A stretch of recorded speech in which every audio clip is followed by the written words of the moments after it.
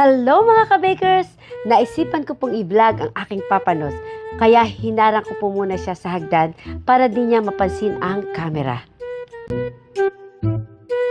Diyan, pumunta na po siya ng tindahan para umpisa na niya ang kanyang araw-araw na ginagawa.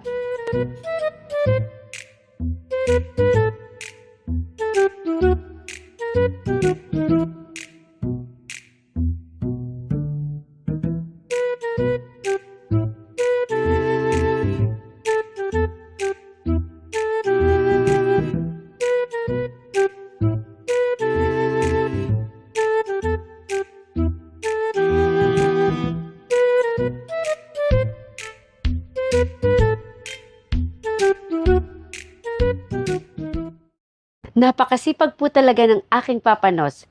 Nagre-ready na po siya kasi magdi-deliver pa siya sa isa naming branch sa Libis.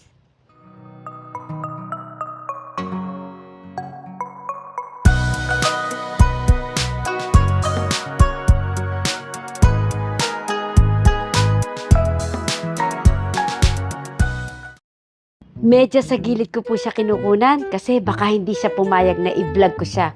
Alam niyo naman po ang aking papanots, napakamahiyain. Mga ka-bakers, nag-uumpisa na po siya magbuhat ng mga tray ng tinapay. Ang lakas talaga ng asawa ko kasi araw-araw siya nag-gym. Dahil kahit gaano po siya kabisi, naglalaan po talaga siya ng time para sa kanyang sarili. Nabuking na po ata tayo kasi napasinya niya ata siya ang kinukuhanan ng video. Kaya wala siyang ginawa kundi kumaway na lang.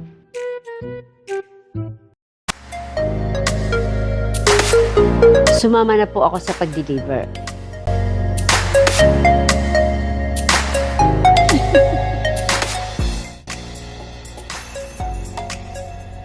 Hello mga ka-bakers! Andiyan ba kayo?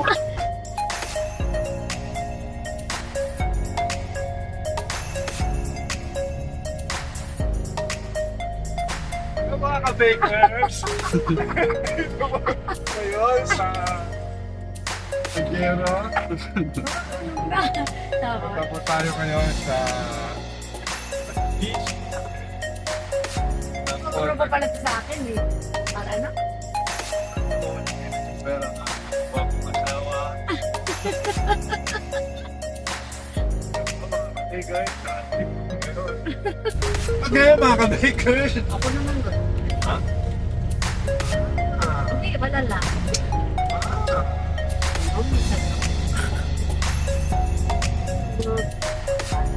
Ano ka-bakers?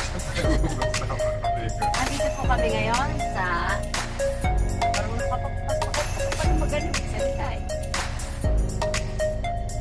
At dito po tayo. Papunta po tayo ngayon sa Libis para mag-deliver ng tinapay kung saan nandun yung isa namin branch.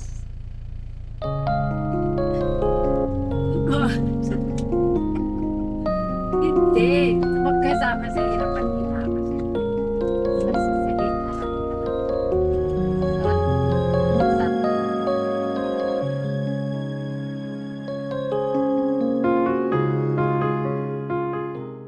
Yan, ano ba? Si Bauna. As for me, there's only one name, and that's to love you, my love, with a love to last a lifetime. Sige na pa. Ano na? Titi. Ah, Hello mga dali. ka-bakers! Dali.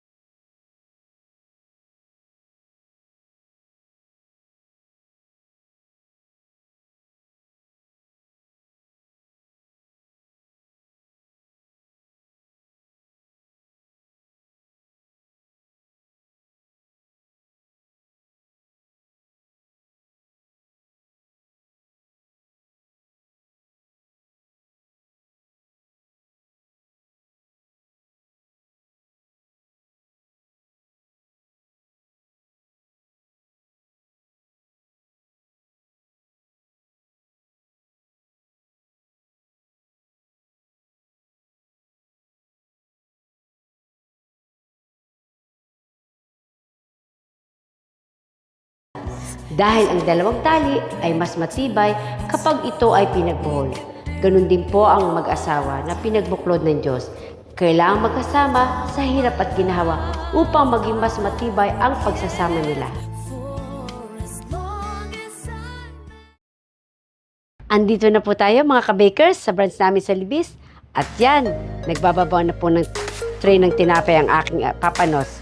Ganyan po ang araw-araw ang kanyang ginagawa.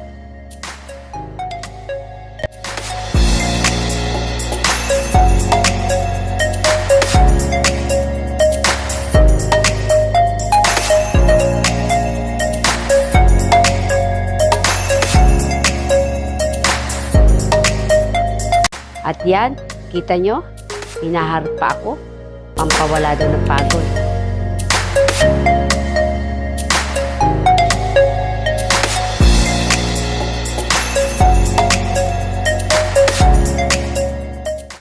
Ayan na naman po siya.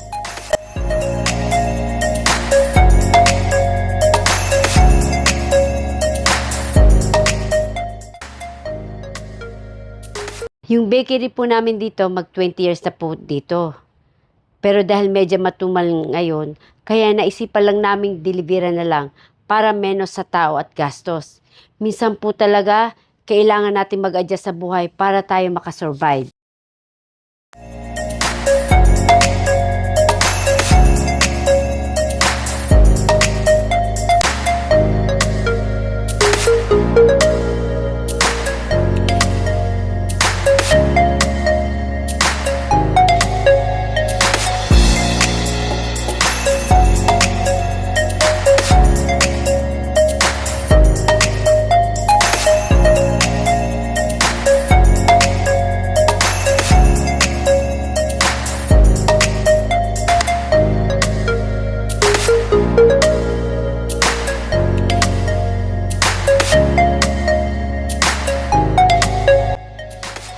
Eto nga po pala yung katiwala ko dito sa Libis, si Dondon.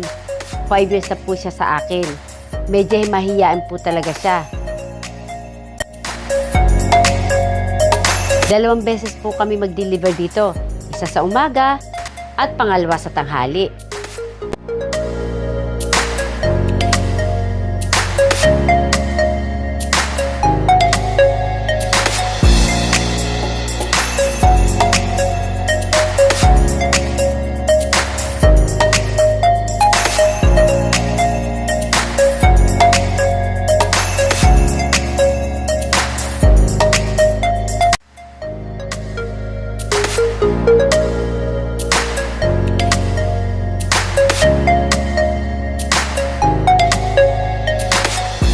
Pauwi na po kami.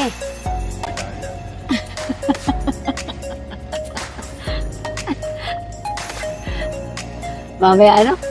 At ngayon yan na po ang buhay panaderya. At mamaya po, May karinderya naman po ang makikita. at gaya ng sabi ng asawa ko, tapos na ang buhay panaderya.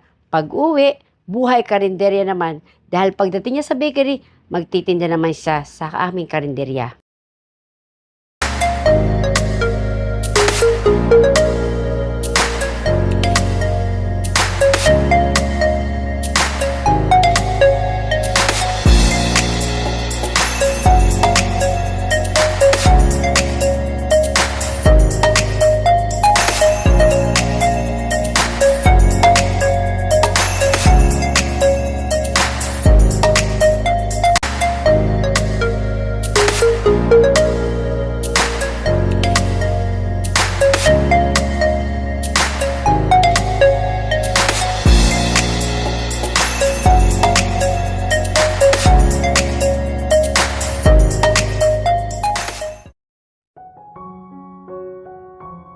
Mga ka-bakers, abalang-abala ang aking papanot sa pagbebenta sa karinderya. Kailangan po talaga sa mag-asawa ang magkasama sa hirap at ginhawa. Ano man ang kalagayan natin, dapat matuto tayong yakapin ito. Sabi nga po sa Pilipos 4:12-13, marunong akong mamuhay sa hirap o ginhawa. Natutunan ko na ang lahat ng ito, kaya maging anuman ang kalagayan ko, busog man o gutom, sagana sa lahat, kontento pa rin ako. Kaya kong harapin ang kahit anong kalagayan sa pamamagitan ng tulong ni Kristo na nagpapatibay at nagpapatatag sa akin. Ako po ang inyong Tita Chang na nagsasabing maganda at mapagpalang araw po sa inyo lahat. Please, don't forget to like, share, and subscribe. See you on my next vlog. Bye-bye. God bless.